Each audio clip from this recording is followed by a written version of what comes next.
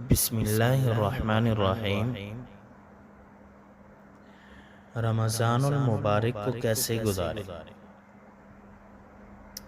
ماہ مبارک کی آمد سے پہلے اس کے مقام، اس کی عظمت، اس کی فضیلت، اس کے مقصد اور اس کے پیغام کو اپنے ذہن میں تازہ کریں تاکہ اس کی برکات سے بھرپور فائدہ اٹھا سکیں۔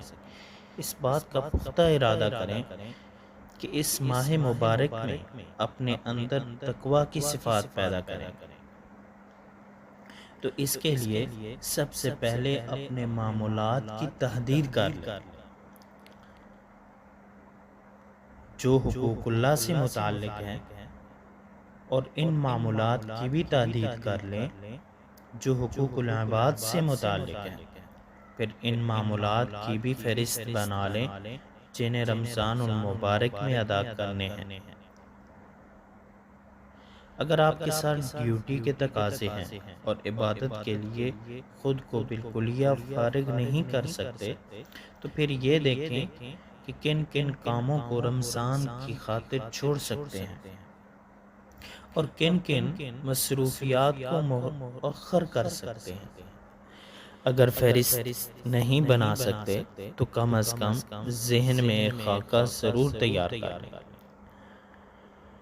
کوئی بھی کام بغیر مشیت الہی کے ممکن نہیں، تو ہمیں اس کے لیے خدا سے توبہ استغفار کے ساتھ دعا کا اہتمام کرنا چاہیے۔ اس سلسلے میں نبی کریم صلی اللہ علیہ وسلم سے منقول دعاؤں کا اہتمام کیا جائے، توبہ کا اہتمام کیا جائے۔ توبہ میں انسان اپنے رب کی طرف متوجہ ہوتا ہے، گناہوں کا جو فاصلہ انسان اور اس کے رب کے درمیان ہوتا ہے وہ ختم ہو جاتا ہے، نیک کاموں کی طرف رغبت بڑھتی ہے جو رمضان کی دیگر عبادات میں بھی معین ثابت ہوگی۔ اللہ تعالیٰ کا فرمان ہے، اے مومنو، تم سب مل کر اللہ سے توبہ کرو، توقع ہے کہ تم فلاح پا جاؤ۔ توبہ سے متعلق نبی کریم صلی اللہ علیہ وسلم کا ارشاد ہے، اے لوگو، اللہ سے توبہ کرو، میں دن میں 100 مرتبہ توبہ کرتا ہوں۔ گزشتہ رمضان کے روزے رہ گئے ہوں تو انہیں فوراً شعبان کے مہینے میں ادا کر لینا چاہیے۔ ابو سلمہ کہتے ہیں کہ میں نے حضرت عائشہ صدیقہ رضی اللہ تعالی عنہا کو کہتے ہوئے سنا، میرے ذمہ رمضان کا کوئی روزہ ہوتا تھا تو میں اسے شعبان میں ہی پورا کر لیتی تھی۔ رمضان المبارک کی سب سے اہم عبادت روزہ رکھنا ہے، اس لیے اس کی عادت ڈالنے کے لیے شعبان کے مہینے میں وقفے سے روزے رکھنے چاہیے تاکہ پوری طرح نشاط رہے اور اس بات کا احساس رہے کہ آئندہ ماہ کے تمام روزے رکھنے ہیں۔ نبی کریم صلی اللہ علیہ وسلم کا معمول تھا کہ آپ کے شعبان کے مہینے میں بکثرت روزہ رکھتے تھے، مگر پورے ماہ کے روزے صرف رمضان کے ہی رکھتے تھے۔ حضرت عائشہ صدیقہ رضی اللہ تعالی عنہ کہتی ہیں کہ رمضان ہی میں پورے ماہ کے روزے رکھتے تھے اور ماہ شعبان میں زیادہ تر روزے رکھتے تھے۔ ایک مشہور حدیث ہے کہ اعمال کا دار و مدار نیتوں پر ہو، جیسی نیت ہوتی ہے معاملہ اسی اعتبار سے ہوتا ہے۔ اسی طرح ابو ہریرہ رضی اللہ تعالی عنہ سے مروی ہے کہ انسان کسی نیک کام کی نیت کرتا ہے تو اس کا عمل اس کے نامہ اعمال میں لکھ دیا جاتا ہے۔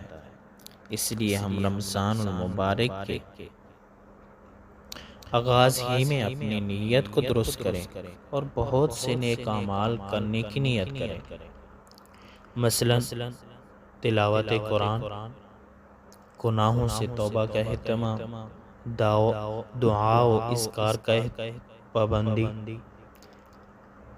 عبادات کا التزام، لوگوں سے معاملات درست کرنے کی نیت، شعبان کے کچھ روزے رکھنا تاکہ آئندہ ماہ کے لیے مشق ہو جائے، دینی تربیتی کتابوں کا مطالعہ، رمضان سے متعلق دینی بیانات جو کسی بھی صورت میں موجود ہوں تو ان کا سننا تاکہ رمضان کا احساس دل میں رہے، اس کی تیاری پر توجہ ہو سکے۔ رمضان المبارک کی خصوصیت یہ ہے کہ اس ماہ مبارک میں قرآن مجید نازل ہو۔ اسی مناسبت سے عام دنوں کے مقابلے میں لوگ قرآن کو زیادہ پڑھتے ہیں۔ تلاوت ایک عبادت ہے، اس لیے بھی اس ماہ مبارک میں اس کا اہتمام کیا جاتا ہے، مگر یہ عمل بھی تیاری چاہتا ہے۔ چنانچہ ہم شعبان کے مہینے سے ہی اپنی یومیہ مسلسل تلاوت شروع کر دیں اور اس بات کی نیت کر لیں کہ رمضان میں ایک بار پورے قرآن کا ترجمے کے ساتھ اعادہ کرنا ہے۔ اللہ کا فرمان ہے، ماہ رمضان میں جس میں قرآن کریم نازل ہوا جو تمام انسانوں کے لیے ہدایت ہے۔ ایک کسان جب کھیت میں بیج نہیں ڈالے گا، موقع سیراب نہیں کرے گا تو کھیت کے لہلہانے کی توقع فضول ہے۔ ٹھیک یہی حال رمضان اور اس کی تیاری کا ہے۔ شیخ ابوبکر کہتے ہیں، ماہ رجب کاشتکاری کا مہینہ ہے اور ماہ شعبان اس کی سیرابی کا مہینہ ہے اور شہر رمضان کھیت کی کٹائی کا مہینہ ہے۔ اس طرح ماہ رجب کو اور شعبان بادل اور رمضان کو بارش سے تعبیر کرتے ہیں۔ جس نے اعمال کی کھیتی کے موسم بہار میں کاشتکاری نہیں کی، ماہ رجب میں اس کا پودا نہیں لگایا، شعبان میں اسے سیراب نہیں کیا، تو وہ ماہ رمضان میں اعمال کی کھیتی کی کٹائی کیسے کر سکتا ہے؟ اور ماہ رجب گزر گیا تو کم از کم شعبان کے مہینے سے اس کی کوشش کی جائے۔ یہی ہمارے نبی اور اسلاف کا طریقہ رہا۔ آج کل مسلمان دین کے معاملے میں غفلت کا شکار ہے، اپنے کاموں میں اس قدر محو ہیں، اس کی تیاری کے لیے ہمارے پاس وقت ہی نہیں ہوتا۔ حالانکہ گھر کے ذمہ دار فرد کو اتنا وقت نکالنا چاہیے کہ وہ اپنے اہل خانہ کے درمیان رمضان اور اس کے احکام کی تعلیم دے سکے۔